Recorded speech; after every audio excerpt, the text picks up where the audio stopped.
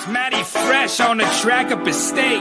And I'm bringing to you live my boys Alec and Nate. Tequila Ty, Jay, Nelly, and Zillin in the building.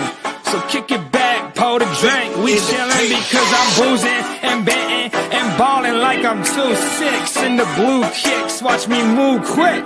Yeah, this the blueprint. So who's getting involved? Welcome into the show. This is Booze, Bets, and Ball, baby.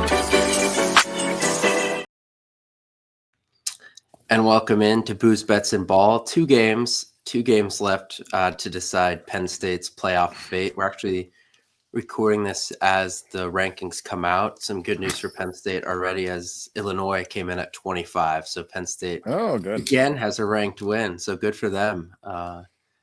Unfortunately, so hold on a second. While you talk about that, just real quick. Sure. Do you? What is a ranked win? Or is it ranked any time in the year or when they play? Are they ranked later in the year or when they play?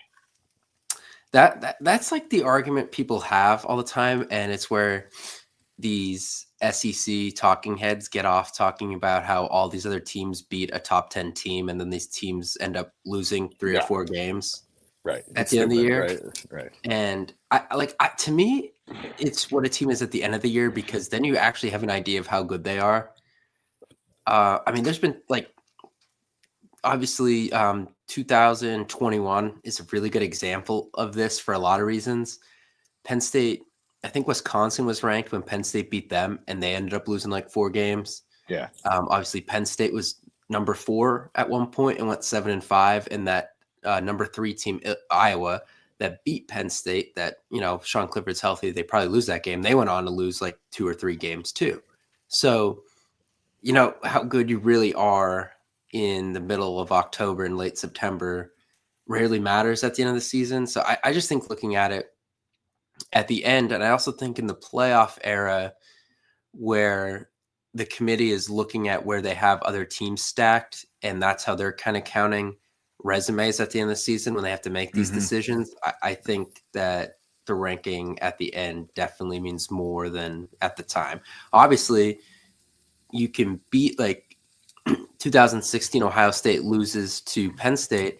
At the time, it looks like a bad loss because Penn State's not ranked and all that. And then they go on to win the Big Ten. So that loss was good enough that Ohio State still got in the playoff at the end of the season. Yep, I agree. I think it's like you said, especially when it comes to preseason rankings and early season rankings, you play one game and you beat Michigan. USC was highly ranked this year, right? And then they lose to Minnesota. I think that was their first loss. Right. So but did Minnesota beat a top 12 Michigan? team? Michigan, actually. Yeah. Oh yeah. Okay. So both of those teams suck, right? And neither of them should be ranked. But yeah, it should only matter at the end of the year. Illinois coming back for us. Yeah, I'm going to see if the Penn State ranking's in yet. But anyway, so Penn State kind of does what we expect them to do, destroys Purdue 49-10. Nelly and I said last week that the law of averages, how Purdue looked against other teams comparable to Penn State, the score should have been 45-7. So we were pretty close. It was, Purdue got a garbage touchdown, whatever. First team defense was amazing. First team offense was pretty much Tyler Warren's show again. That's nothing new. It's come up again though. Are we at the point? It's not going to change at this point, but the receiving thing is just too far gone at this point. There's no hope for this season, right? How many targets did they have? The receivers? Yeah, 6, maybe 5. I'm trying. Wallace caught that touchdown that literally looked like he was fielding a punt. There was no one in 15 yards of him. And he literally was sitting under the ball. It's one of the oddest touchdowns I've ever seen. And for give the young guys a chance argument, Anthony Ivy dropped. He did one of the easiest touchdowns maybe ever seen for a Penn State receiver. And the ball was just floated there too, right? It was it's not even it was a rope. Right. It was exactly. Right. It was a catchable ball from Bro, because Bro Bula does not really throw the ball that hard. There is some loft under his passes.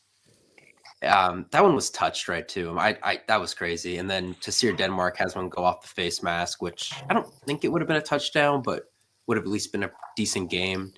So yeah, that But did go well. he returned punts and did a Yeah. fantastic job. So not all is lost with that dude. No, and this is honestly something I didn't even realize at the beginning of the season, but playoff games do not count against red shirts because you're going to have some teams that end up playing 4 extra games and you're going to have teams that don't make a bowl game. Interesting. So they don't count this year. So if you figure out something with Tassir Denmark at Turner, all of a sudden, you have an added weapon for the playoffs and maybe can do kick returning too. And we get Nick Singleton out of there to get him healthy. So like there's some things there that with these freshmen, if they find something, it can be a weapon in the playoff. Obviously, I don't think you're going to be relying on those guys to carry you. And if they are, that's a little concerning, but it at least gives you some added wrinkles now, I think, if you make the playoff, because I think we got to talk about this week a little bit. There is one last hurdle to get over. Maryland looks cooked to me. Maryland sucks. It's November. Done. Maryland always sucks in November. Yeah, they're done. The Maryland September hype led to the October upset, led to the November collapse. It's the same thing every single season. It's hilarious. Yeah, I'm not really worried about Maryland. I think if Penn State is 10-1, senior day, playing Maryland of all teams with a chance to win and you're in, it's not happening for Maryland. But Minnesota's a different story because 6-4 coming off a bye at home, kind of their chance for a marquee win, maybe their first since they beat Penn State in 2019 at home. Sure, except 6 weeks ago when they beat USC, they looked halfway decent, right? And that was a marquee win at the time, but but yeah, this would be a big one for them and a really shitty one for us. So yeah. This isn't that same Minnesota team from 2019 that was the best Minnesota offense of all time. A couple NFL receivers, a veteran quarterback, a couple running backs that played in the NFL, a couple defensive guys that are still in the NFL too, playing at a Pro Bowl level. So I don't think they're that team, but they're also not for the one thing that's the same though is that we have pretty crappy wide receivers. KJ Hamler notwithstanding. Justin Shorter gave up 2 interceptions, I think, in that game. So yeah, Justin Shorter was somehow responsible for 2 interceptions. Jahan Dotson a year later scores on that play that he gets caught from behind on too, which is crazy. He just became a totally different player the year after, and I hate reliving this. And then obviously we all know the iffy pass interference call that led to them getting backed up. Didn't Dotson fall down or something too on that? He kind of lost his footing and tripped, and the guy was able to catch up from behind. I think is kind of what happened. I try to black that game out from my memory. The thing is, Penn State played pretty well offensively in that game outside of the interceptions, and I think there was a fumble too. Outside of that stuff, so I think you could score on Minnesota. Penn State under Franklin actually has put up some decent offensive stats against Minnesota, especially the whiteout game in 22 when they put up 45 points. So I think they figured some things out, but road in the Big Ten's not easy, and they have 4 losses. What's the weather? So they're not at the point where you're totally over the season because you can go 8-4, make a bowl game, but you're not going to make a bowl game of any importance really. So to you, this is kind of your big shot. So you're going to get everything thrown at you. PJ Fleck is kind of one of those trickster coaches. He's going to have some wrinkles, especially on special teams.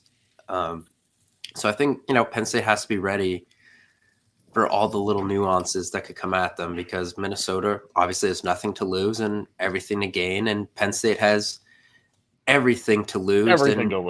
And really the only thing to gain is the status quo, which obviously the status quo is a big deal because let's see if their ranking came in yet, but it's pretty much a home playoff game.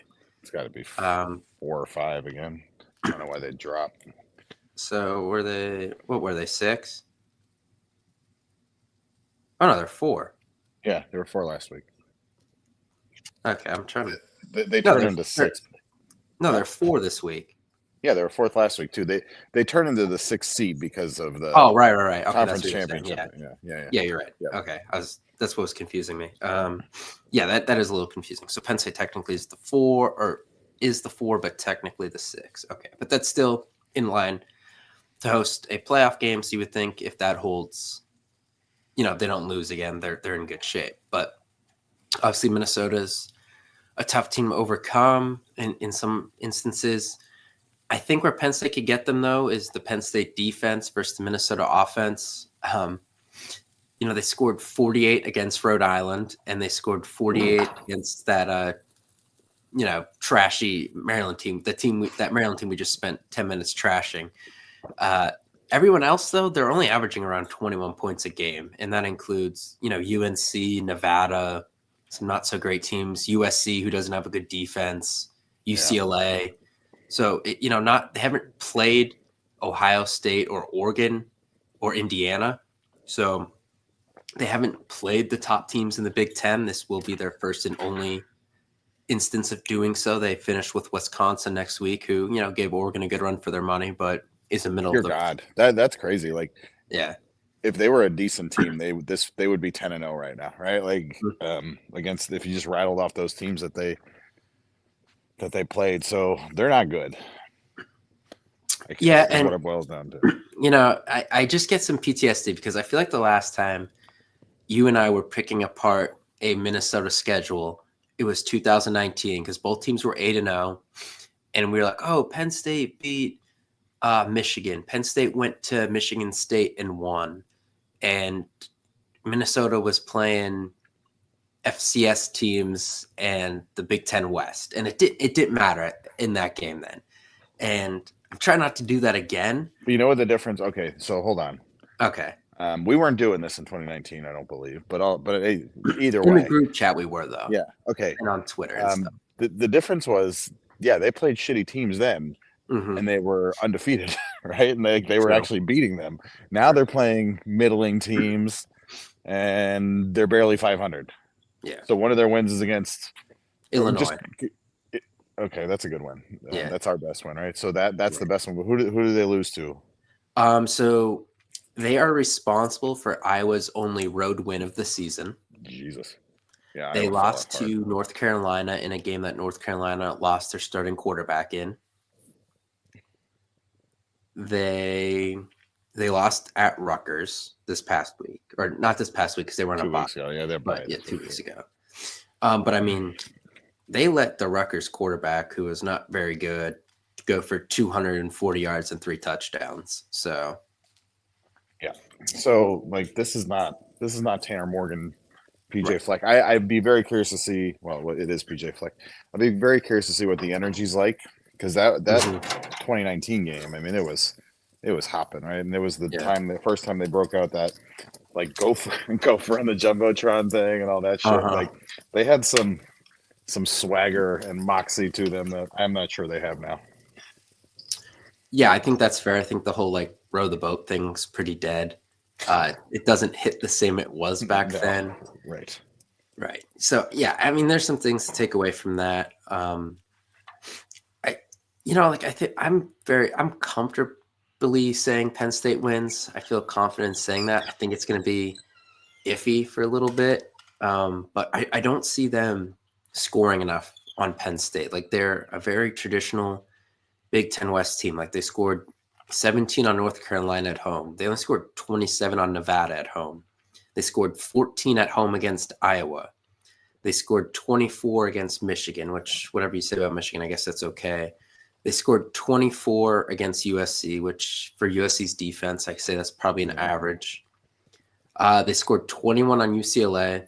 They scored 48 on Maryland, but we talked about Maryland. They did score 25 at Illinois, so I'll give them like some credit for that, but then 19 at Rutgers. So they don't really get over the 25-point threshold, and Penn State's been comfortably getting over that mark outside of the Illinois game.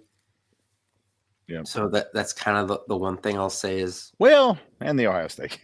Well, okay, but yeah, like in terms of wins, I should say. Yeah. Penn State should have had 27 points in that game, but Ugh. Yeah. I would. we can talk about that. We talked about that That's, enough. Yeah, the thing is, like, they don't give up a ton either. Like, North Carolina won by scoring 19. Now, Iowa scored 31 on them, so that's something. Michigan scored 27, USC scored 17, UCLA scored 17, Maryland scored 23, Illinois scored 17, and Rutgers scored 26. So, and Rutgers offense has been not so great, I think. Right? I mean, that's giving up 26 to them is a lot. Right. I would say 24 is kind of the magical number for Penn State's offense. I think if you get there, you feel pretty good about winning this game, which is something, outside of the Ohio State game hasn't been too much of a problem to get to. So, it depends. Go ahead, finish your thought. No, I was like, I guess that's what you're looking for. I mean, it's going to be a grind, I feel like. It's going to be like a Big Ten West type game. I think it could be similar to the Illinois game in the sense where you don't really blow them out on the scoreboard, but watching the game, you don't feel that threatened at all. Yeah, I mean, Illinois this year, Iowa last year was very much like that, right? And I think that's probably a pretty good analysis of how this could go if Minnesota shows up. Now, what I also think though too, if Penn State especially the offense plays a full 60 minutes and not one shitty half and one good half, or vice versa, like you said, then it might get into 35, 42 scoring, right? I think that's not out of the realm of possibility. Like Drew Aller this past week, I know Purdue sucks, but he was super accurate, right? And just super efficient and doing things and running the ball. Yeah.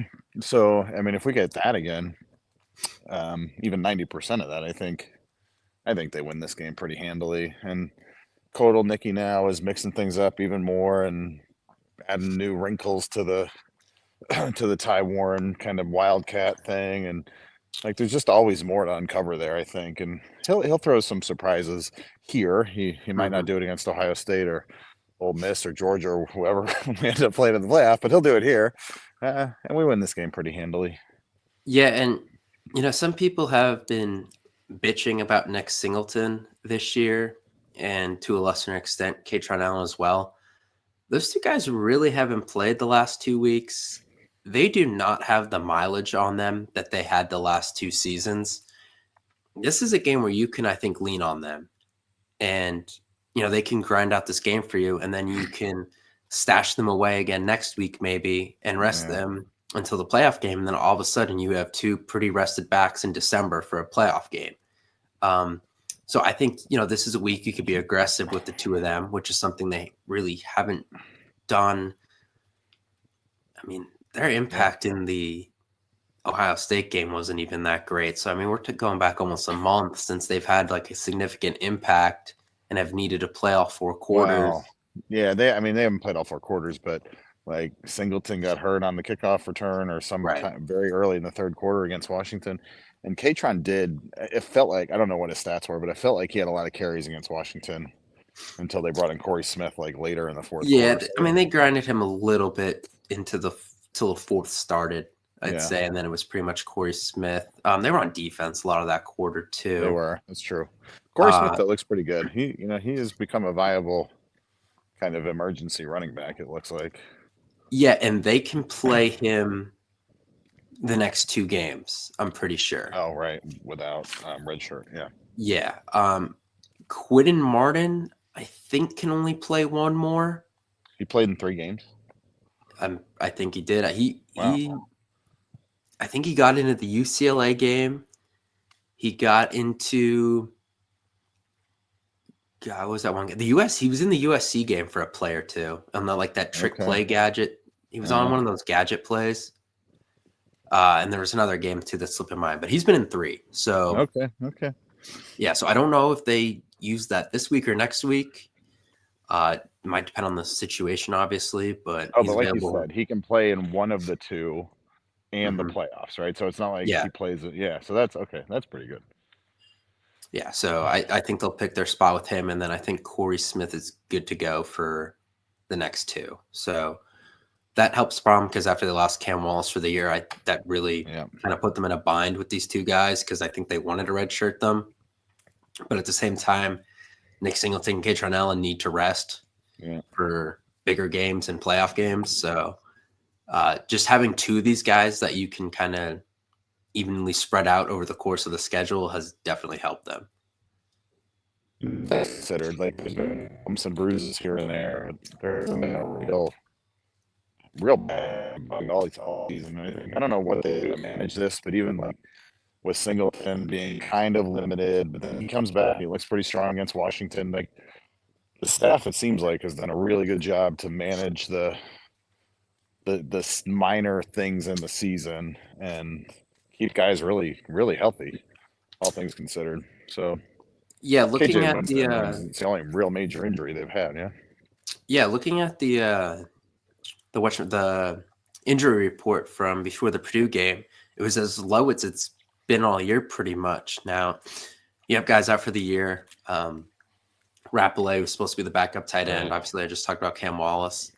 I don't think KJ Winston is going to be seen again at this point.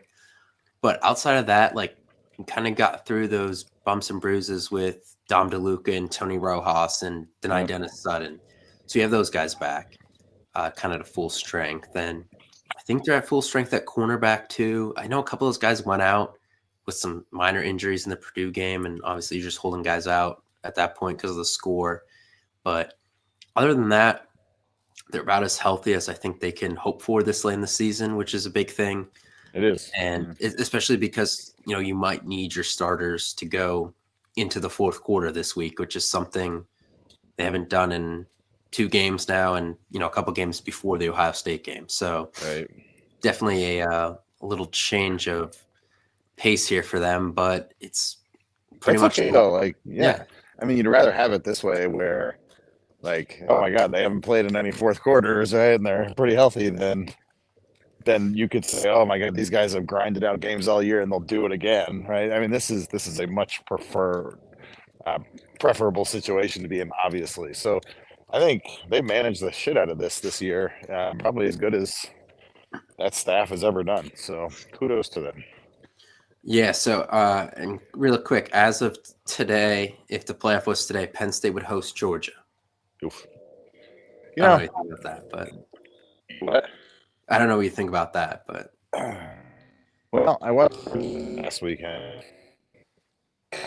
Kind of pull away from Tennessee in a pretty dramatic way. Carson Beck, the first half against Alabama sucked, and then was the second coming of like Patrick Mahomes in the second half. What was their other loss? Whose loss? Georgia's other loss. Ole Miss and Alabama. Yeah, so Ole Miss, I watched a little bit of that game, but not a lot. I don't know, man. Like the pedigree that Georgia has and the history that they have, that is probably the SEC team I would least like to face. That's fair. I mean, I'd love to host an SEC team though up here in December. With the way they were talking about that too. I think it was at the Tennessee game where they were like looking for the jackets and the side heaters and it was like 55 degrees or some bullshit, right? So that'll be a different environment for that. Also, I don't know. Like I'll take the Bear in Alabama or even Lane Kiffin before I take Georgia, and I think Ole Miss out of those 3 has the best offense and defense combination. It seems like they just like statistically they're friggin' phenomenal. So, but Alabama seems to not quite have the discipline that they would under Saban. Yeah, that's definitely fair to say. I don't know. Yeah. I just like Kirby Smart's been there too many times. Yeah, I mean that is a good point. I would love to just host an SEC team up here in December. I think that's all you can really hope for. Honestly, would be obviously a big game, be interesting. It gives just a different look. The thing is though, like we've pretty much just seen a bunch of SEC teams lately. It feels like, we saw Auburn twice. We had the home and home We saw Ole Miss in the Peach Bowl. We saw Arkansas in the Outback Bowl Kentucky. with kind of Utah stuffed in between. Yeah. So, like I wouldn't mind seeing another conference just for the hell of it. But, obviously you want to go up against the SEC at this point and shut up all the people talking about it constantly. Yeah. I mean, look, it's going to be, oh man. I mean, there's only going to be one ACC team getting in. So we're not going to play them. There's only going to be one Big 12 team. So it's going to be either one of four SEC, well, I mean, ultimately 5 SEC teams, either Texas, Tennessee, Alabama, Ole Miss, or Georgia, or you get, I don't know if they can do a conference, because I can imagine getting the loser of Indiana, Ohio State, Mhm. if they allow conferences, or you get Boise State if you're the 5th seed, which we're not going to be, or you get Notre Dame. So I think Notre Dame will be like the classic, 80s, 70s, like Penn State revival of a rivalry. That'd be kind of cool. But I think it'll end up being an SEC team, and I don't love it, but yeah. So the concern level for Minnesota is low for you. yeah, man, whatever. It's like it's almost Thanksgiving. Penn State looks pretty good. We have 2 solid coordinators. There's no there's no glaring flaw like you sometimes have, right? Like, I don't know. Even last year at this time with Yursich, you saw zero creativity in the offense. Wide receivers were pretty sketchy back then. Maybe 5 years ago you worry about the defense a little bit or something, or whatever. Like, there's none of that. I mean, they're a very, very solid team, and they absolutely deserve to be like ranked in the top 10. I don't know if they're 4th best team, but they're they're one of the best teams in the country. So, and the way that Franklin does not lose to teams anymore that they're not supposed to lose to. Right. So, Yeah. and what are they like? What's the line now? Since 22, they're. Oh, I'm sorry. Now, what's the line of this game? Oh, it's 12.5. Yeah. So, like, are they going to cover? Are they going to cover? I don't know. Are they going to win? Should they win? Yes. 95% chance they should win. Mm-hmm. Like that. Yeah, so they are in the regular season. They're 29-0 the last 3 years against teams not named Ohio State or Michigan. Yeah. So. And I don't know. Aller's maturing. He's confident. Tyler Warren is the best Penn State player all around since before Saquon. I think he's more valuable, I think, than even Saquon was. Yeah, it's close. Some people don't agree. Obviously, Saquon returned kicks, played running back, but I mean, like, Warren plays running back as a tight end. He's also snapped the ball. He plays the quarterback position sometimes. So, you can make that argument for both, obviously. Real quick, I was having this conversation with someone today. Were the receivers better last year than this year?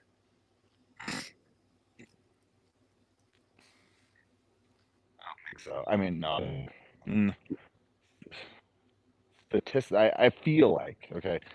First off, and I don't know what the stats are on drops, but I feel like there was more drops last year. Mm-hmm. I know, based on reports of discipline and like who's showing up and stuff, that the attitude of the receivers is far better than this year than it was that last year, and I think the work ethic and all that stuff is way better. I still contend, like we were talking about in the summer, that bringing Julian Fleming in just from a leadership standpoint was really useful. And okay, so what? He's caught 10 balls and like has 1 touchdown. Who cares? He saved USC game for us. He's done useful things, and I think he's brought the culture back to where it should be. Now, why the fuck can't they get open ever?